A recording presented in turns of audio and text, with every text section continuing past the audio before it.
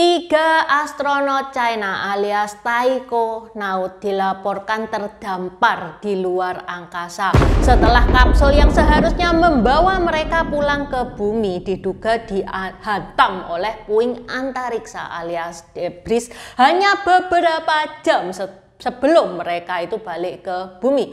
Full ceritanya kayak gimana? Dajahau, Hojo Intan, Hwanjing Lai Dao Wada Pintao Dynasty Xiaoxi. Sebelumnya Intan mau membacakan pesan yang masuk via Saweria dari KVN Semangat. Terima kasih buat teman-teman yang mau mendukung channel ini. Teman-teman bisa mendukung via Saweria atau PayPal yang linknya ada di deskripsi ya. Di Saweria atau PayPal teman-teman bisa ngasih dukungan, pertanyaan atau request video yang nantinya Intan bakal baca di video berikutnya. Okay, let's start! China is dealing with a problem. Its 3 astronauts are stranded in space. The Chinese astronauts were scheduled to return to Earth after 6 months, but now their return capsule is damaged. Tahun lalu Intan pernah membahas tentang Tiangong, stasiun luar angkasa miliknya China. Bentuknya ini mirip pesawat, tapi sebenarnya bukan pesawat. Tiangong itu kayak rumah di luar angkasa, tempat para taikonaut ini tinggal, kerja, dan melakukan berbagai eksperimen selama berbulan-bulan pas ngorbit di atas bumi. Kalau teman-teman pengen tahu sejarahnya Tiangong itu kayak gimana, ini ya linknya di deskripsi juga sudah Intan taruh. BTW, tahu nggak kenapa mereka itu disebut taikonaut? Taiko berasal dari kata Tiangong, yaitu stasiun luar angkasanya China itu. Naut ya astronot itu, makanya astronot China itu disebutnya taikonaut. Tiangong ini nggak pernah kosong, selalu ada awak yang stay di sana. Setiap kali masa tugas satu tim itu hampir selesai, itu kalau di China ya kurang lebih 6 bulanan, maka diluncurkan shift yang baru dari bumi, tim berikutnya. Kemudian kedua tim itu bakal ketemu selama beberapa hari, yang mana ini disebut masa serah terima kru, yang mana tim lama itu ngasih briefing ke tim yang baru. Ini teman-teman kalau pernah kerja shift-shiftan ini pasti tahu ya, kalau misalkan ada sesuatu yang penting itu pasti kita itu nunggu shift berikutnya untuk datang terus kita ngasih pengarahan. Ya kurang lebih kayak gitu. Begitu semuanya beres ya udah siap-siap, kru lama balik lagi ke bumi.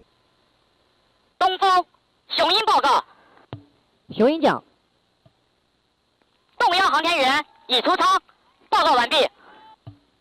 东风明白。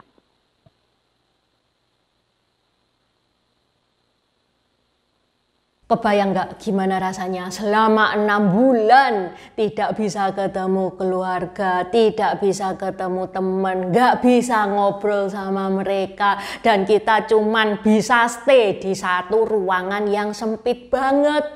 Sebenarnya kasihan ya para astronot ini. Ya bisa sih mereka kalau misalkan bosen nih ya keluar jalan-jalan bisa. Tapi untuk keluar dari stasiun Tiangong ini mereka harus pakai baju yang berat sebesar 100 kilo. Nah biasanya memang para astronot itu keluar untuk membenahi panel surya. Tapi jangan dikira begitu keluar dari stasiun itu pemandangannya gunung, laut. Enggak ya, pemandangannya itu langit hitam pekat plus bumi yang jauh di sana. Nah, cerita kali ini dimulai pada tanggal 24 April tahun 2025. Saat itu 3 taikonaut yaitu Chen Tong, Zheng Chongrui, dan Wang Jie itu berangkat dalam misi Shenzhou 20. Mereka dikirim buat melanjutkan penelitian dan pemeliharaan Tiangong menggantikan kru sebelumnya yaitu Shenzhou 19. Semuanya berjalan lancar, mereka kerja, eksperimen, bahkan sempat ngelakuin spacewalk juga.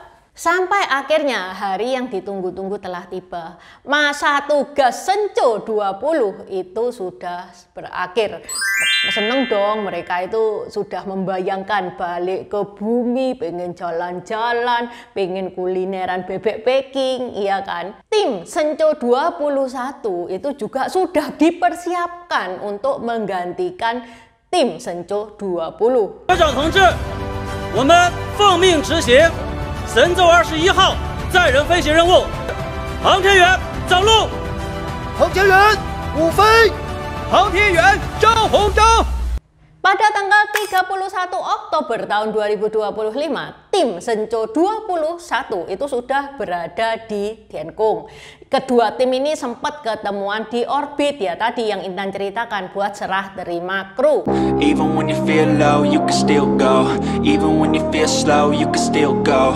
Even when there's no hope, you can still go. I never answer to no, man, I still go. Dan kalau menurut rundown-nya, tim Shenzhou 20 itu harusnya pulang ke bumi pada tanggal 5 November tahun 2025. Lah kok ternyata di hari itu pada jam 10.30 waktu Beijing, China Main Space Agency alias CMSA merilis pernyataan mendadak di medsosnya Weibo.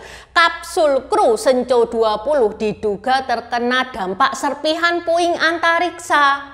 Lokasi tepatnya dari benturan tersebut maupun seberapa parah kerusakannya itu belum dipublikasikan sama CMSA. Oh, masalah sepele C Intan, itu kan mereka bisa pulang pakai kapsul Shenzhou 21 kan. Gini guys, biasanya taikonaut itu kalau berangkat pakai transportasi Shenzhou 20 pulangnya juga pakai kapsul Shenzhou 20 itu. Kenapa? Karena setiap kapsul itu dirakit, disiapkan, diuji coba, dan disesuaikan untuk mereka sendiri. Jadi yang tahu luar dalamnya kapsul itu ya kru itu sendiri. Belum tentu loh kapsulnya Shenzhou 21 itu formatnya sama Shenzhou 20. Secara umum kapsulnya Shenzhou itu memang punya desain dasar yang sama. Tapi tiap unitnya itu punya kalibrasi dan konfigurasi khusus yang disesuaikan dengan misi awaknya.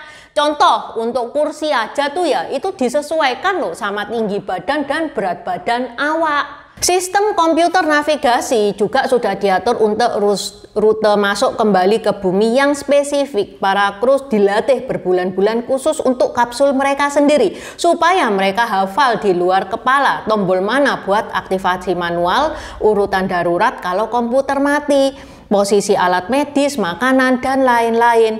Di luar angkasa, kesalahan sekecil apapun hasilnya bisa fatal. Makanya CMSA itu sebisa mungkin nggak nyuruh kru itu ganti kapsul. Kalau nggak bener-bener sangat terpaksa. Dan itu pun sudah melewati seleksi evaluasi, pemeriksaan evaluasi yang cukup ketat. Ya udah, sekarang ya Tiankung diisi 6 orang, padahal space-nya untuk 3 orang. Di medsos China, netizen itu banyak yang simpati. Ini jadi trending topik ya di Weibo sana.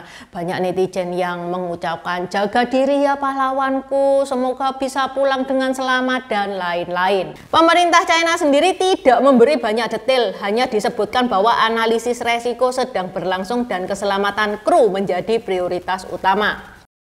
Perlu diketahui, meskipun ketiga taikonaut ini posisinya sekarang terdampar ya, mereka ini dalam kondisi yang aman.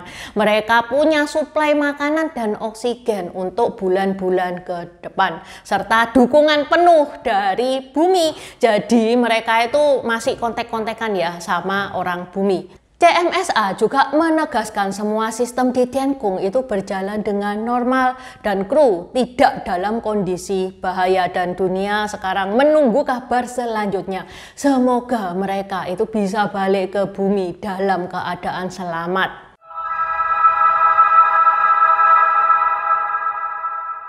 Kejadian ini ya bukan hal baru dalam dunia antariksa. Saat ini lebih dari 30.000 potongan besar puing antariksa telah terdeteksi dan mengorbit ke bumi. Belum termasuk jutaan serpihan kecil yang terlalu sulit dilacak.